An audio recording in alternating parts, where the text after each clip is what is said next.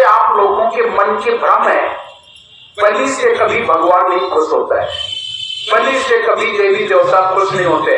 बलि कोई धर्म नहीं है, ये बलि तो एक अन्याय है, अधर्म है, पाप है, लेकिन लोग नहीं मानते। तो और वो भी वेदों में लिख दिया गया, गौ में यज्ञ, गाय के टुकड़े टुकड़े कर करके और हवन कुंडी में सुहाग कर देते थे लोग पहले। अश्वमेध, घोड़े को काट काट करके टुकड़े टुकड़े करके भेज देते थे, डाल देते थे हवन कुंडी में। ऊष्ण में ऊंट को काट के उसको हवन कुंडी में डाल देते थे। अजा में बकरे को काट करके बोटी बोटी करके सुहाग कर देते थे। महिषा में, अरे ये जानवरों को काट काट करके हवन कुंडी में क्या डालना है भाई? इनसे भगवान खुश होगा? अगर इनसे भगवान खुश हो जाता या भगवान इनको मांगता है, कुछ लोग कहते हैं भगवान की मांग है, देवी की मांग है, देवता की मांग है, तो भैया हमारे साहेब का तो फिर खेत में चरक लेकर आए नहीं खाली में। उनकी अगर मांग रहा है तो खेत में चरक ले तो ही खा ले, कहूं खा ले, भगवान को देने की जरूरत है क्या? लेकिन नहीं, लोग ऐसा नहीं करते हैं और वो अपने निजी स्वार्थ के कारण ऐसा करते हैं। तो मुर्गी, भेड़, सुअर, मछली, निरपराधी जीवों को पेट में यज्ञ करके गाया गया है। इतने मेद करो, मेद का मतलब होता है और कुछ, लेकिन उन्होंने बलि प्रथा बना रखी है। मेद का मतलब होता है मज्जा, मांस, खून बढ़ाओ, मतलब इन जानवरों को बड़े प्यार से पालन पोषण करके खिलाओ पिलाओ, इनके मांस मज्जा को बढ़ाओ, भगवान को, तब ईश्वर मिलेगा, ऐसा अर्थ। लेकिन यमदूतों ने टीका कर दिया, गौ अश्व जानवरों को तलवार से काट के बोटी बोटी करके सुहाग कर दो, ये बताया गया है। अचलत अग्नि में, प्रचलित अग्नि में इन्हें होम कर दो, सुहाग कर दो। मुस्लिम धर्म वालों ने भी वही मोहम्मदी हुक्म है ऐसा कह करके और जीवों पर अधर्म लगा दिया। जानवरों को छुरी से काट करके कैसे कुर्बान कर दिया, कुर्बान कर दिया। कुर्बानी कुर्बानी कुर्बानी अल्लाह को है प्यारी कुर्बानी, ऐसा लोग कहते हैं। और कुर्बान करके रेत रेत करके कंठ को पहली छुरी से घिस घिस करके छटपटा के उसको मारते हैं और कहते हैं मैंने हलाल कर दिया। हिंदू और मुसलमान, ईसाई, हजरत मूसा बहुत से बटोर जातियों को, पक्षियों को आग में भून करके खाया। आज तक मछली इत्यादि को ही काटे, जब पूछो तो कहते हैं मछली को हलाल कर दिया। मोहम्मद साहब ने कुर्बान पर छुरी कर समुद्र में फेंक दिया, सब मछलियों का थोड़ा थोड़ा गला कट गया, तब से ये सब हलाल हो गई, कुर्बान हो चुकी है। हे इंद्रमती, हिंदू की दया मेहर तुर्कन की दोनों घसी त्यागी, हिंदू की दया मेहर तुर्कन की दोनों घर से त्यागी, और वो हलाल वो झटका मारे, आग दो घर लगी, दोनों घर में आग लगी है। ना हिंदू के घर दया रही और ना मुसलमान के घर जरा जो है उनके, हिंदू के दया मेहर तुर्कन, मुसलमान कहता मेहर करो, और करते क्या? तो हिंदू की दया मेहर तुर्कन की दोनों घर से त्यागी, और वो हलाल वो झटका मारे, आग दो घर लगी, दोनों घर में आग लगी है। आज दोनों धर्म के लोग ये कर रहे हैं, और जो ऐसा करता है याद रख लेना प्लीज। तो एक बार हमारा बहुत बड़ा विवाद हो गया, साहब कबीर की साथी भाई, अब विवाद करो, खुश और नाराज होने का मतलब, साहब कबीर ने सीधे कहा है मांसाहारी मानवा प्रत्यक्ष राक्षस जान, इनकी जो संगत करे हो भक्ति में हान। मांसाहारी मानव प्रत्येक राक्षस है, वो राक्षस है। एक बार बताया ना कि मेरे साथ एक घटना हो गई, कमलपुर गांव में मेरा कार्यक्रम चल रहा था, रोड के इस पार मेरा कार्यक्रम, उसी तरफ विद्यालय था प्राइमरी जूनियर, तो उसमें एक अध्यापक मेरे बढ़िया बातें तो साथ ही अच्छी अच्छी लगती है, खूब सुन रहे थे। लेकिन एक दिन जब ये समय आया तो इसमें यही निकल गया, मांसाहारी मानवा प्रत्यक्ष राक्षस जान, इनकी जो संगत करे वो बाकी में हान। दिन भर मछली खाई के कोटि गौ दान, काशी करवट में मरे तो भी नरक मिलान। हार मांस जो करे हारा संवत्सर जन्म गीत अवतारा। जब ये बातें निकली तो वो जो मास्टर साहब थे वो मानसाई के मुसलमान भी, वो थोड़ा नाराज हो गए। शाम को मेरे पास आए, बोले साहब आपने मेरे पीर औलिया को राक्षस कहा। हमने कहा ऐसा हो ही नहीं सकता, ऐसा हो ही नहीं सकता। बोले आपने ये कहा कि मांस खाने वाले लोग राक्षस होते हैं। हमने कहा एक का नहीं कहो, 1000 ना कह दे,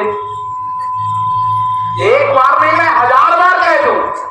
मांसाहारी मानवा प्रत्यक्ष राक्षस जान, इनकी जो संगत करे वो भक्ति में हान, इनकी जो संगति करेगा भक्ति में हानि होगी। मांसाहारी मानो राक्षस है, प्रत्यक्ष राक्षस है।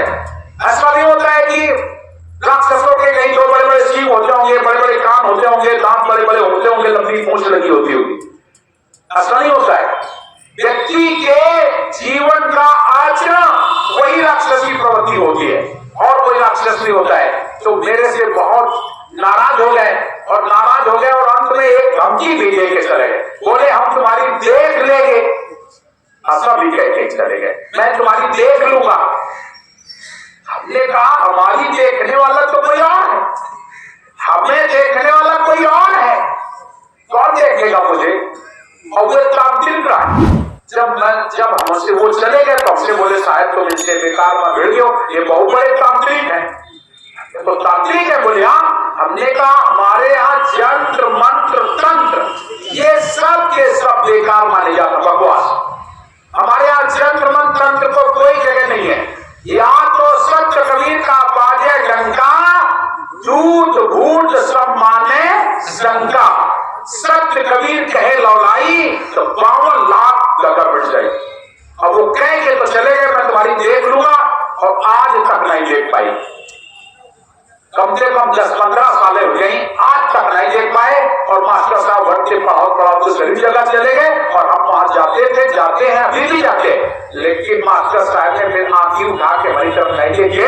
अरे तुम हमार का दिखियो, हमार का दिखियो, देखने वाले के देखो, अपन देखो, हमार ना देखो। अपनी सब जन देख लो, जब अपन देख लिया तो समझ में आ गई है। अरे तुम मेरी क्या देखोगे?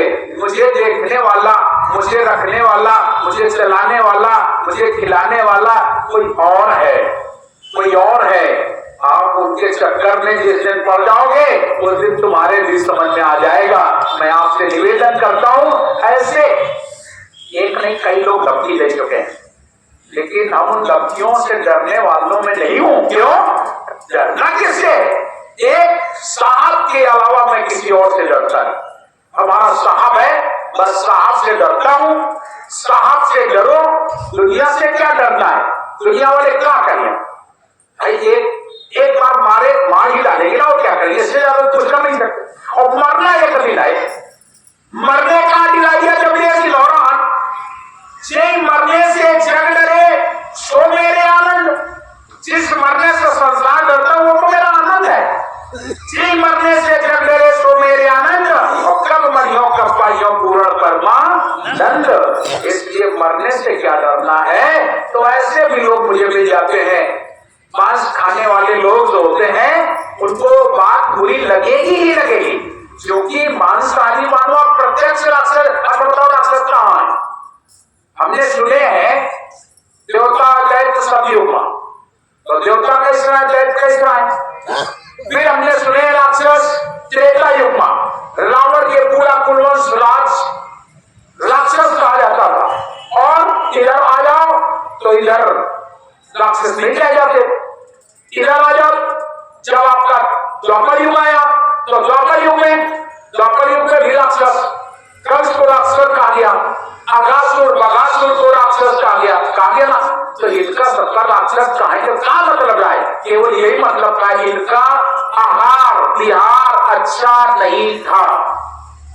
जिनका आहार विहार अच्छा नहीं है, जिनका आचरण अच्छा नहीं है, वही है राक्षस। और जिनके आचरण अच्छे हैं, जिनका व्यवहार अच्छा है, जिनका आहार विहार अच्छा है, वो कभी राक्षस नहीं होते हैं, वो राक्षस नहीं होते हैं, वही तो देवता होते हैं। जिनके वाणी में अमृत की वर्षा होती है, जिनके आचरण को लोग लेकर के जीवन में लोगों को शिक्षा देते हैं, गुरु के जीवन को लेकर लोग शिक्षा देते हैं। प्रहलाद की बात को लेकर शिक्षा देते हैं, मीरा शिवड़ी इनकी बातों को लेकर के शिक्षा देते हैं। अच्छा बताओ, रावण की कोनो बात का लेके कोनो शिक्षा दी जाती का? जिनकी बातों को लेकर के शिक्षा दी जाती है, लोगों को चलना सिखाया जाता है, धर्म उसे कहते हैं। आप अपने जीवन में भगवान राम की बातों को लेकर के सीख दी जाती थी, आज भी दी जाती है। जिस चरण स्पर्श का नंबर आता है तो भगवान राम का पहले नाम लिया जाता है कि भगवान राम सुबह उठ करके अपने माता पिता का चरण स्पर्श करते थे। प्रातः काल उठ के रघुनाथा और मात पिता गुरु नावई माथा। भगवान राम जब चरण स्पर्श करते रहे होंगे तब तो ये बात कही गई है, तब तो ये बात कही गई है कि प्रातः काल उठ के रघुनाथा मात पिता गुरु नावई माता। तो आज चरण स्पर्श की बात आती है तो उनका नाम लिया जाता है और चरण स्पर्श करना चाहिए। लेकिन आज हमारे ही बीच में कुछ लोग ऐसे हो गए, बोले पैर नहीं छूना चाहिए। और जो लोग कह देते हैं कि पैर नहीं छूना चाहिए तो मुझे तुरंत एक बात याद आती है कि वही लोग कंस हैं जिन्होंने अपने पिता को गद्दी से उतार करके खुद गद्दी पर बैठ करके और अपने पिताजी को जेल में डाल दिया था। याद रखना, यही लोग होते हैं जो अपने माता पिता के चरण स्पर्श करने से मना कर देते हैं, लोगों और महापुरुषों के चरण स्पर्श करने से मना करते हैं। ये लोग कंस के परिवार वाले लोग हैं। भाई देवता और दैत्य तो पृथ्वी से खत्म हो नहीं सका, क्योंकि भगवान शिव ने साफ साफ कह दिया था, जिस समय देवता और दैत्यों के बीच में लड़ाई हुई तो देवता बोले बृहस्पति गुरु से, गुरु जी तुम तो भगवान के बड़े पुजारी हो, चले जाओ भगवान से कह दो ये राक्षस का खत्म कर दें। तो बृहस्पति जी चले तो दैत्य का पता लगा कि गुरुजी जी उतर के जा रहे भगवान शंकर के, तो अपने गुरुजी से कहा गुरुजी बोले हाँ बृहस्पति जी जा रहे हैं, तुम हो जाओ, पता नहीं क्या बात है। तो पीछे से शुक्राचार्य, आगे आगे बृहस्पति, पीछे पीछे शुक्राचार्य, और भगवान शंकर के पास पहुंच के और बृहस्पति गुरु जी ने प्रणाम किया और प्रणाम करके बोले कान्हा भगवान राक्षस बड़ा परेशान करे, देवतन का यहाँ इतना परेशान करें, देवता सब हारे जा रहे हैं, हाई करो इनका श्राप का खत्म कर दे। लेकिन नहीं तो नहीं पता है कि पीछे पीछे शुक्राचार्य चले आ रहे थे। तो शुक्राचार्य को तो भगवान शंकर देख रहे थे, बृहस्पति तो नहीं देखे। जैसे देखा शुक्राचार्य को भगवान शंकर बोले क्या कहते हो गुरुदेव? अरे हमारे सृष्टि के दोनों अभिन्न हैं, देवता और दैत्य, अगर हम एक का मिटा देवे तो हमारा ही अस्तित्व खत्म हो जाएगा, हमारा ही अस्तित्व खत्म हो जाएगा। अगर हम देवता रखबे तो कौनो हमारे पांजर अइबे न करिए। जब देवता है दैत्य है तो हमारा सब हमारा है, तो मेरा सम्मान है। देवता और दैत्य दो हैं तो मेरा सम्मान है। और अगर दुई माँ एक और खत्म कर दे, अगर हम देवता खत्म कर दे दैत्य चलाकर तो दैत्य तो हमारी खिलना है, और अगर हम दैत्य ना खत्म कर दे तो देवता ना ही है। अजय का कहे करेंगे भाई, हम ही हम नहीं जाएंगे। तो भगवान शंकर साफ मना कर दिए कि मेरा तो अस्तित्व खत्म हो जाएगा। मेरा अस्तित्व ही तब है जब दुनिया है, इस संसार का अस्तित्व दो से है। ये जितना तुम भगवान ईश्वर कह रहे हो दो से अस्तित्व है। अरे जब ईश्वर एक था, अपने आप में था, अकेला था, तो उसका अस्तित्व था, लेकिन कोई बोलने बताने वाला था क्या? कोई कहने वाला था कि तुम ईश्वर हो? हम अकेले आश्रम में जबरान को ना होए तो अच्छा बताओ हमें कोई गुरु जी का वाला होई का? अरे जब कोई एक जन होई वो तो मैं गुरु जी के लिए कब तक हम गुरु जी हुई अकेले अपने जीवे तो खाएगी गुरु जी। जब चेला हुई है तो भाई हम गुरु जी हुए, वैसे कैसे गुरु जी हो गए? गुरु जी होने के लिए शिष्य होना अनिवार्य है। इसलिए ईश्वर के अस्तित्व को जानने के लिए संसार होना अनिवार्य है। भगवान शंकर बोले इनका नहीं मिला सकता, जाओ अपन लड़ाई करो जाए, अपन देखो अपन कर लिए, अपन पार कर ली, देखा जो करो जाए, हम ऐसा कर लेंगे। जरा सोचो, ये नहीं तृतीया को समाप्त करने का तो केवल साहब कवि ने बीड़ा उठाया है। उन्होंने कहा है हाथ है, उन्होंने तृतीया को समाप्त कर दिया। देखा देखा ऐसा देख मिट जाए द्वितीया रह जाए एक। उन्होंने द्वितीया को मिटाने का प्रयास किया। ऐसा देखो देखत देखत ऐसा देख मिटिया दुनिया रह जाए। बूंद समानी सिंध में जानत है सब कोई, सिंध समाना बूंद में जाने बिरला कोई। साहब ने देखा है, लाली मेरे लाल की जिद देखो जिद लाल, और कुछ नहीं, एक ही चीज देखी, लाली मेरे लाल की जिद देखो जिद लाल, और लाली देखन मैं गई तो मैं भी हो गई लाल। इसलिए साहब ने एक देखा है, सब गढ़ मेरा साइया सुनी से ना कोई, बलिहारी वा गढ़ की जागत पर गढ़ होए। जितनी आत्मा बोलेंगे उतने सालिग्राम, अन्न बोला नहीं पूछिए नहीं पातर से काम। साहब कबीर ने एक देखा सब में, क्या नारी क्या पुरुष, वहां नर नारी का भेद साहब ने खत्म किया है। ये जग कारण नारी निर्माई, साहब कह रहे संसार के निर्माण के लिए नर और नारी का मतलब है जग कारण नारी निर्माई। शोभा मांगी बोले सोई, वो माया अंग बोली जाती है, लेकिन सबके अंदर ईश्वर एक ही बैठा है, आत्मा एक ही बैठी है, परमात्मा एक ही है, कोई और नहीं है। इसलिए सबको चाहिए कि हमें भक्ति और भजन करना है, सत्संग करना है, अपना जीवन निर्मल करना है। अरे तुम्हें अगर भक्ति की जरूरत है तो नारी को भी भक्ति की जरूरत है। ऐसा नहीं कि नारी को भक्ति की जरूरत नहीं, भक्ति की जरूरत सभी है, सभी को है, सभी ईश्वर को पाना चाहते हैं। तो आप अपने जीवन को भक्ति में बनाओ, ये विवादों से खत्म करो। तो आज लोगों ने धर्म, कैसा धर्म बता दिया, साहब कबीर ने उन धर्मों को बताया कि धर्म इन्हें नहीं कहते हैं। हिंदू धर्म, इस्लाम धर्म, बौद्ध धर्म, जैन धर्म, सिख धर्म, ईसाई धर्म, मसीह धर्म, ये तो लोगों का एक समुदाय है, और उस समुदाय के लोगों का प्रार्थना करने का ढंग अपना अलग अलग है, खान पान अलग अलग है, बात वाणी वचन अलग अलग है, अपना बना लिया है। बाकी धर्म कभी परिवर्तन नहीं होते हैं। धर्म सारे संसार का एक है, पूरे संसार का एक ही धर्म है। जैसे पृथ्वी है, पूरी संसार की पृथ्वी का धर्म एक है। पानी है, पानी का धर्म एक है।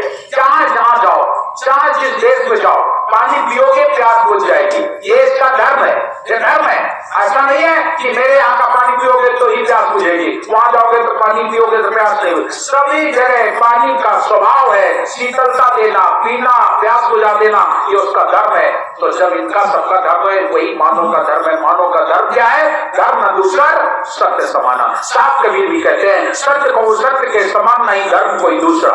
सत्य को सत्य के समान नहीं, धर्म कोई दूसरा। सत्य एक साथ सब बनिज और व्यापार है। अगर सत्य को छोड़ दिया तो केवल बनिज और व्यापार के अलावा कुछ नहीं बचता, सब व्यापार हो गया दुनिया के लोग। और आज व्यापार ही तो हो रहा है, आज व्यापार ही तो हो रहा है।